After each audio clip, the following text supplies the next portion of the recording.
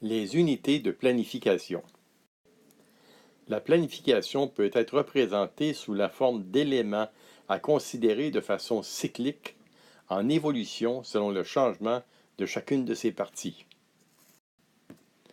L'unité de temps s'exprime en minutes, en heures ou en journées, selon que la planification soit pour une séance, une semaine ou pour un programme au complet. L'unité cognitive est l'élément le plus simple qui peut s'exprimer sous la forme de concepts, attitudes, tâches ou façons de faire, utilisées pour identifier ce que l'apprenant devra apprendre pour manifester la compétence à développer. L'unité d'action de l'enseignant est l'élément le plus simple utilisé pour identifier ce que l'enseignant réalisera pour faire apprendre ou faire manifester un niveau de développement de la compétence de l'apprenant.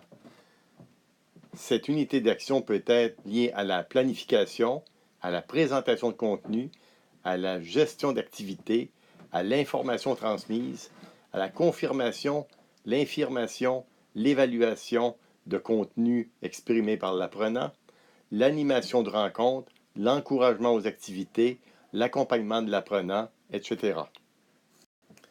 Les unités d'action de l'apprenant sont les éléments les plus simples utilisés pour identifier ce que l'apprenant réalisera pour apprendre ou manifester un niveau de développement de sa compétence.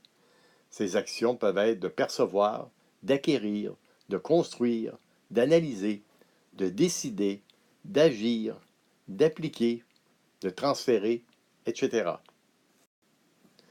Les unités didactiques sont les éléments les plus simples utilisés pour identifier les ressources utiles pour que l'apprenant puisse réaliser les apprentissages nécessaires à la manifestation de la compétence à développer.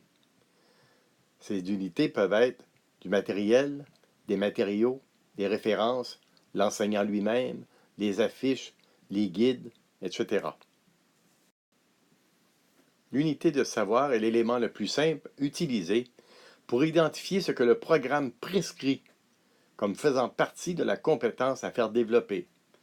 Elle se retrouve sous la forme de savoir, de savoir-être et de savoir-faire. Chacune de ces unités doit être prise en compte et agencée les unes aux autres, constituant ainsi, une fois assemblée, votre planification.